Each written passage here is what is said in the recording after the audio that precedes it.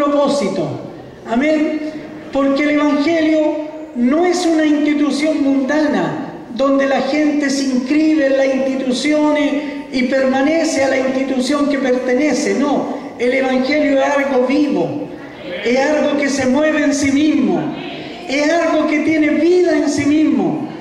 Al llegar al Evangelio, el Señor le dio a entender a los apóstoles que ellos tenían una gran tarea, y la tarea que tenían que cumplir era de esparcir el Evangelio, porque el Señor lo había predicado en Israel, lo había predicado en Jerusalén, la capital, había evangelizado el sur, Judea, había evangelizado la zona central, pero Él se iba y el Evangelio tenía que seguir creciendo. Y el Señor le dejó esta tarea a los apóstoles. Ellos perseveraron en la enseñanza de Cristo. ¿Y cuál era la enseñanza de Cristo? De ir y predicar el Evangelio a toda criatura. Dar a entender a la humanidad que la vida del hombre no termina en la muerte. Después de la muerte hay una vida más allá.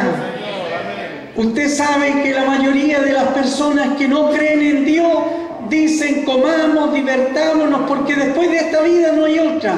Pero el Señor vino a dar a entender al hombre, a la generación, que la vida no termina en la muerte, sino que después de la muerte hay vida, después de la vida terrenal. Los apóstoles predicaron la resurrección de muertos, que había que morir, que había que ir al sepulcro, pero que había un día destinado por Dios en que los muertos se levantarían. Y había que buscar la salvación del alma aquí en esta tierra. Está establecido, dice el libro de los Romanos, está establecido que el hombre viva una sola vez, una sola existencia, y después que el hombre vive su existencia, sus años, está establecido que muere, y después de muerto tiene que comparecer delante del tribunal de Dios.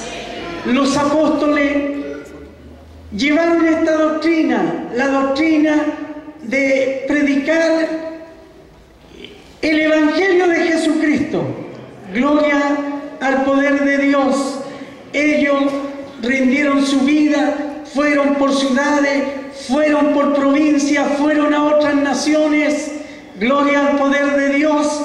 Y el Señor los llevó a muchos lugares y lo utilizó para que la gente se convirtiera a través de la predicación de los apóstoles, para que los enfermos sanaran a través de la predicación de ellos, para que expulsaran espíritu inmundo y para que hicieran prodigios y milagros. Ellos cumplieron su labor, la misma labor que había hecho Cristo cuando predicó. Cristo sanó, perdonó a los pecadores, Cristo le dio vida a los muertos, levantó, me parece que 5 muertos levantó a Cristo durante su ministerio evangelístico. Y el Señor les dejó esta tarea a sus apóstoles. Ellos predicaron el Evangelio tal cual como el Señor se lo había enseñado. Rindieron su vida, entregaron su existencia. Gloria al poder de Dios. Fueron personas que se entregaron por entero por la causa de Cristo, porque el Evangelio no se lleva en la mente, ni tampoco el Evangelio se lleva en los labios. El Evangelio se lleva en el alma, en el corazón. La persona que lleva en el Evangelio, la persona que lleva el Evangelio en el corazón es una persona apasionada por hacer la tarea de Cristo aquí en la tierra. Gloria al poder de Dios. Los apóstoles fueron, obedecieron el mandato de Dios, se reunían, evangelizaban de 2 en 2, a veces iban solos, a veces iban todos juntos, pero cumplieron la gran tarea que el Señor le entregó.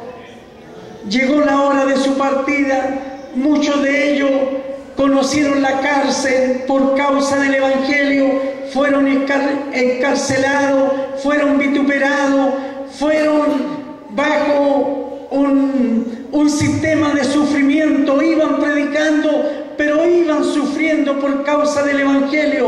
Pero el sufrimiento, ni los padecimientos que sufrieron, porque muchos de ellos llevaban pruebas, llevaban problemas, dificultades. El apóstol Pablo nos relata que todo su cuerpo tenía cicatrices donde lo habían azotado por haber predicado el Evangelio. Pero Pablo siempre dijo: solo no voy en medio de las pruebas.